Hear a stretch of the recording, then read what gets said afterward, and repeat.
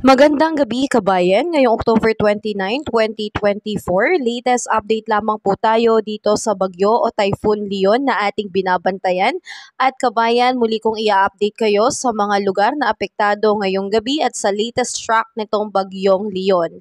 Pero bago ang lahat, pasuyo naman ng like and subscribe at pahita rin po ng notification bell para updated ka sa mga fresh news natin tungkol dito sa bagyong Leon. Sa ngayon, kabayan, ito po ay namataan sa layong 505 km east of Tuguegarao City, Cagayan, or 515 km east of Apari, Cagayan. Ito po ngayon ay may taglay na maximum sustained wind na abot na po na 150 km per hour. Malapit po yan sa sentro at bumubugso po up to 185 km per hour.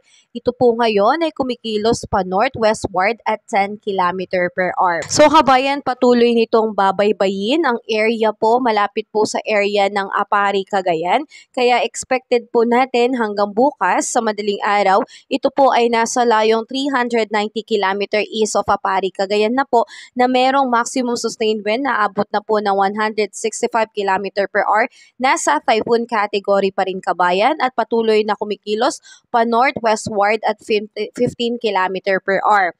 Pagdating ng hapon kinabukasan, ito po ay nasa layong 290 km east of Calayan, Cagayan na may maximum sustained wind na lumakas po ulit 175 km per hour pero nasa category typhoon pa rin kabayan at patuloy na kumikilos pa northwestward at 15 km per hour. Kabayan, paghandaan natin lalo na po sa pagsapit na October 31 dahil patuloy pong lumalakas o nagkakaroon ng rapid intensification ito pong bagyong Leon. Kaya by October 31, ito po ay nasa layong 105 km east, northeast of Basco, Batanes na may maximum sustained wind na po na 185 km per hour. Ito po ay sobrang lakas. Kaya ang category na po nitong bagyong Leon ay super typhoon na po by October 31. So ang pinaka-apektadong lugar nito ay ang area po ng Batanes at ang mga nakatira po dito sa Northern Luzon na talagang makakaramdam po ng extension ng bagyong Leon dahil nalalapit po sila dito sa spiral clouds na kung saan dito po malakas yung epekto ng bugso ng hangin at ulan na dala nitong Typhoon Leon. Kabayan, expect natin buong umaga hanggang hapon nito October 31, this coming October 31, nasa category super typhoon po itong si Bagyong Leon. So dyan po yung peak at lakas nitong Bagyong Leon by October 31. Pero pagsapit ng November 1, ito po muli ay bababa into category typhoon. November 1 ng hapon, nasa severe tropical storm na po ito at magiging tropical depression na po pagdating ng November 2 pero expected natin by November 1 pa lang kabayan, ito po ay nasa labas na po ng Philippine Area of Responsibility.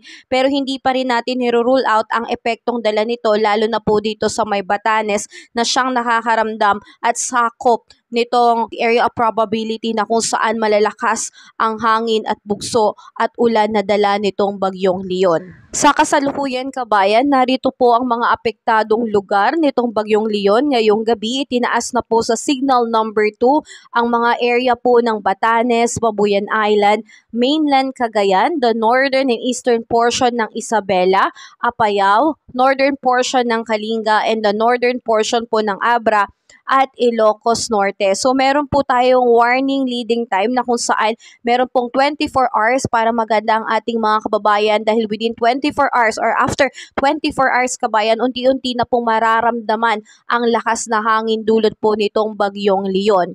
And expect po natin kabayan na nakababa na rin po ng signal number 1 dito po sa may ilang bahagi ng Isabela, Quirino, Nueva Vizcaya, the rest of Kalinga, Mountain Province, Ifugao, Benguet, the rest of Abra, Ilocos Sur, La Union, eastern portion ng Nueva Ecija, Aurora, the northern portion and eastern portion ng Quezon including Pulilio Island, Camarines Norte, Camarines Sur, Catanduanes, Albay, and the northern portion po ng Sorsogon.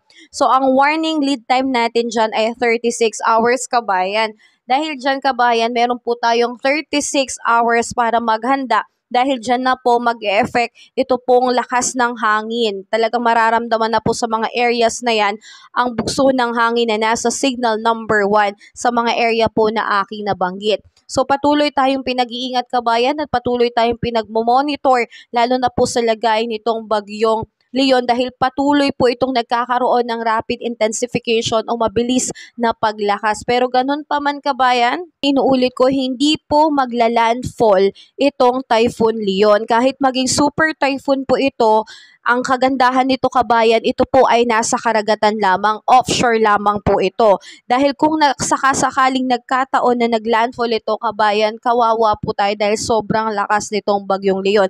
At dahil nasa karagatan nito kabayan, hindi nasa landmass na atin, trough lamang po nitong bagyong Leon ang ating nararamdaman. At kadalasan na apektuhan nito ay yung mga area po dito sa Northern Luzon, lalo na po sa extreme Northern Luzon, particularly Batanes. Kaya patuloy natin silang ipanalangin ang kanilang kaligtasan, lalo na sa mga kapatid nating taga Batanes dahil sila po yung pinakadirektang naapektuhan, lalo na po kapag naging super typhoon na po ito pong si Bagyong Leon dahil expected natin yan kabayan by October 31. Pero patuloy po itong kikilos pa northwestward over the Philippine Sea at maglalandfall po ito sa Taiwan. Although maglalandfall ito sa Taiwan kabayan, yung trough nito ay patuloy pa rin po nakakaapekto po dito po sa area ng extreme Northern Luzon at Northern Luzon.